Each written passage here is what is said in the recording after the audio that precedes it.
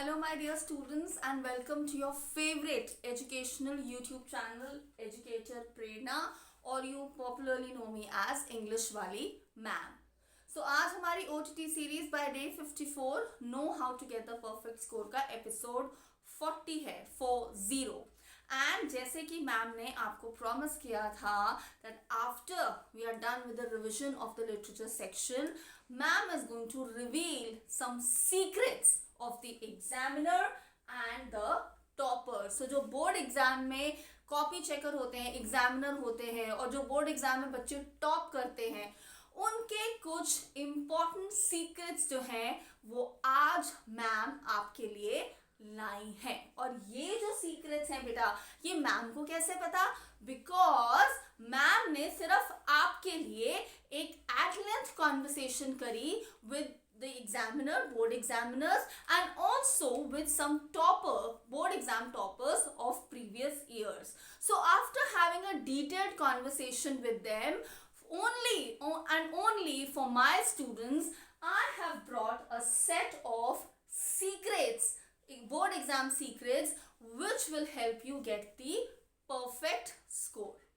Okay, so start करते हैं इन secrets को। सो ओवरऑल ये 4 मेन सीक्रेट्स हैं बोर्ड एग्जाम के। एक 5th सीक्रेट भी है that I will list down when we are done with these 4 secrets. So ये जो 4 मेन सीक्रेट्स हैं इनको समझते हैं। सो पहला जो सीक्रेट है वो है organisation of your answer sheet. आप में से कई बच्चे जो हैं वो पेपर को ऑर्गेनाइज कैसे करते हो? अब लेट्स से इंग्लिश का पेपर है या सोशल साइंस का पेपर है, साइंस मैथ्स कोई भी पेपर है, वो अलग अलग सेक्शंस में डिवाइडेड होता है। आप क्या करते हो? आप सोचते हो मुझे लिटरेचर सबसे अच्छे से आता है तो सबसे पहले मैं सेक्शन डी जो है उसको अटेम्प्ट कर लूँ। सो आप सेक्शन डी करते हो। उसके बाद आप सोचते हो अरे रीडिंग पैसेज में तो बहुत ज़्यादा टाइम लगेगा, तो आप फिर सेक्शन ए करते हो। फिर आप सोचते हो कि राइटिंग तो अभी मैं लास्ट में कर लूंगा, या राइटिंग भी चलो लेंदी है, ये मैं पहले कर लेती हूँ या पहले इसको अटेम्प्ट कर लेता हूँ, तो सेक्शन सी करते हो, फिर सेक्शन बी करते हो। अब आपने क्या किया? आपने अपनी आंसर शीट में खिचड़ी पका दी। कैसे? खिचड़ी क्या होता है? बहुत सारी चीजों को मिक्स कर दो ना, राइट? सो अब आपने क्या करा? आपने एग्जामिनर के लिए आपकी कॉपी चेकिंग एक टास्क बना दिया। बिकॉज बेटा जो एग्जामिनर होते हैं उनके पास एक आंसर की होती है। Based on that answer key your answers are marked. Alright, so answer key जो होती है उसमें तो सेक्शन वाइज आंसर्स होते हैं। अब आपने जो अपने पेपर में खिचड़ी बनाई है by not organising your answer sheet, so the examiner has to keep on flipping with your answer sheet. आपने ना चाहते हो भी अनइंटेंशनली एग्जामिनर को इरिटेट कर दिया।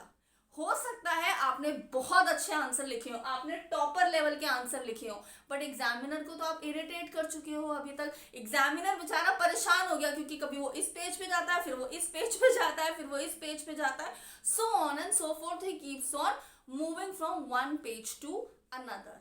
सो अपनी आंसर शीट को अच्छे से ऑर्गेनाइज करो। अगर पूरा रिवर्स में पेपर कर रहे हो या तो ऐसे करो, या फिर section A B C D ऐसे ही पेपर को अटेम्प्ट करो। इनफैक्ट मैं तो अपने स्टूडेंट्स को हमेशा ये बोलती हूँ कि आप प्रॉपर जो सेक्शन वाइज लिस्टेड है, जैसे क्वेश्चन पेपर में है वैसे ही अपनी आंसर शीट को ऑर्गेनाइज करो, बिकॉज इससे आपने एग्जामिनर का जो जॉब है वो और इजी कर दिया। Alright, second, how to answer. This is the most important part, और this is the most important secret जो आपको हेल्प करेगा क्या बनने में? टॉपर बनने में। तो उसमें सबसे पहली चीज है वर्ड लिमिट। अब आपके पास मैक्सिमम जो पेपर्स हैं उनमें आधे ज्यादा तो ऑब्जेक्टिव टाइप क्वेश्चंस हैं, तो वो तो आपने ए बी सी डी जो भी ऑप्शन है लिख दी। लेकिन जहां शॉर्ट आंसर टाइप है या लॉन्ग आंसर टाइप है, चाहे साइंस है, इंग्लिश है या सोशल साइंस है, please and please adhere to the word limit. अगर आपसे बोला गया है कि इस क्वेश्चन का आंसर 30 to 40 वर्ड्स में देना है तो 40 का 45 कर दो। वैसे तो मैं बोलती हूँ उतने लिमिट भी नहीं क्रॉस होनी चाहिए while answering it, but please have that art to make sure that your answer is with in the word limit. ये आप कैसे प्रैक्टिस करोगे? जो कल का एपिसोड था, एपिसोड 39, उसमें जो मैम ने बोला था कि सैंपल पेपर से आपको प्रैक्टिस करना है, जिससे आप आंसरिंग टेक्निक समझोगे. Okay, then is content. आपसे एग्जाम में पूछा गया कि you are asked the question like that, why Custard the dragon was teased by all the other pets in the house. और आपने लिख दिया कि जो ड्रैगन था, कस्टर्ड द ड्रैगन था, वो दिखता कैसा था. तो मार्क्स मिलेंगे?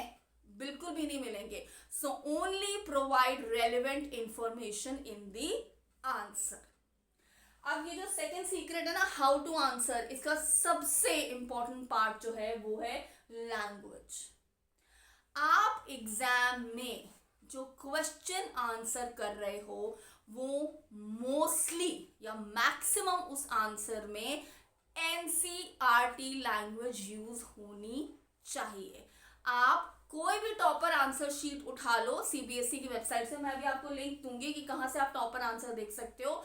एंड यू विल सी कि जो टॉपर्स हैं, जो मॉडल आंसर शीट दी गई है, उसमें वो जो बच्चा है, जो स्टूडेंट है, उसने मैक्सिमम एनसीईआरटी लैंग्वेज यूज की है. सो ये जो टॉपर आंसर शीट है, ये आपको कहाँ से मिलेगी? आप लॉग इन करोगे cbsc.gov.in पे.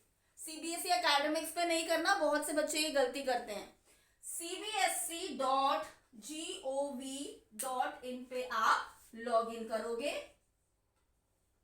जब आप इस वेबसाइट पे लॉग इन कर लोगे, इसके बाद आपको स्क्रॉल डाउन करना है. ओके, ऊपर जो टैब्स है वहां से नहीं, you need to scroll down the page और आपको एक टैब सा दिखेगा, एक आइकन सा दिखेगा जिस पे लिखा होगा बोर्ड एग्जाम. और इस पे जब आप जाओगे, क्लिक करोगे, तो एक ड्रॉप डाउन मेन्यू आएगा, उसमें से आप निकालोगे मॉडल आंसर शीट. इसमें आपको 2019 से लेकर 24 तक के मॉडल आंसर शीट्स मिल जाएंगे. ये मॉडल आंसर शीट्स क्या हैं? ये बेसिकली टॉपर आंसर शीट है. सो आपकी जो लैंग्वेज होनी चाहिए, that should be, most of the language in your answer should be NCERT language, and along with that your answers should be in a clear and cut language. ऐसा ना हो कि आप इतना बह गए भावनाओं में पेपर देते हुए कि समझ ही नहीं आया कि आप आंसर में लिखना क्या चाह रहे हो. मूवी है ना 3 Idiots, फेमस डायलॉग, कहना क्या चाहते हो वैसा आंसर मत लिख के आना. Okay, next is paper presentation.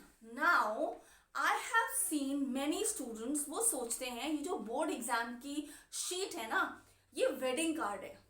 या कुछ बच्चे सोचते हैं कि ये तो ट्रैश है.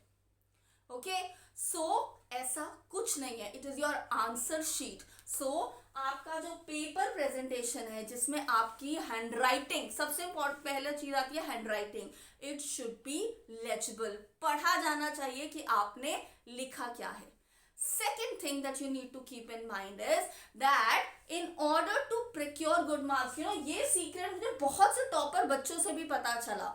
They said कि मैम हम अपने आंसर में जहां जहां एनसीईआरटी के एग्जैक्ट वर्ड्स या फ्रेजेस यूज करते हैं, we keep on underlining that in the answer. So आपको क्या करना है? पेपर प्रेजेंटेशन से मतलब है पहली चीज आपकी लैंग्वेज, एंड सेकंड जो भी की पॉइंट्स हैं आपके आंसर में, और अगर वो एनसीईआरटी से एग्जैक्ट वर्ड्स या फ्रेजेस हैं, keep on underlining them. Last is revision. अब बहुत से बच्चे बोलते हैं मैम रिविजन का तो टाइम ही नहीं मिला. क्यों नहीं मिला रिविजन का टाइम? क्योंकि जो मैम ने आपको केजीएफ मेथड बताया था, आपने वो अप्लाई नहीं करा. एपिसोड 39 में मैम ने केजीएफ मेथड बताया, अगर नहीं देखा वीडियो तो वो देख लो. सो आपका जो पेपर है वो 120 पे it should be over. Last के 10 minutes you should only be revising your answer sheet. अब रिविजन के टाइम बहुत से बच्चे एक ब्लंडर करते हैं. क्या ब्लंडर है वो? आंसर्स पढ़ते जाएंगे, अच्छा मैंने ठीक लिखा. पहले एक बार क्वेश्चन तो पढ़ लो फिर से. सो आप क्या करते हो, आप सिर्फ अपने आंसर्स पढ़ते हो और कुछ तो इतने ज्यादा खुश होते हैं अपने आंसर से, निहारते रहते कि हमने कितना अच्छा आंसर लिखा है. No, go back to the question and then read your answer. Okay. And जो लास्ट टॉपर सीक्रेट है, जो एग्जामिनर का सीक्रेट नहीं है एज सच, जो टॉपर का सीक्रेट है, that is honesty and dedication. Honesty के रिगार्डिंग मैम ने आपको एपिसोड 39 में भी बताया, जहां हमने केजीएफ टेक्निक समझी है पेपर के लिए पढ़ने के लिए. And dedication of course, you need to be completely dedicated towards your board exam preparation. Only then you will be able to apply these topper and examiner secrets. Okay, so I hope all of you have understood this now. इसको apply करना है अपने exam में so that you get the perfect score. I will see you all in the next episode. Till then, all the best.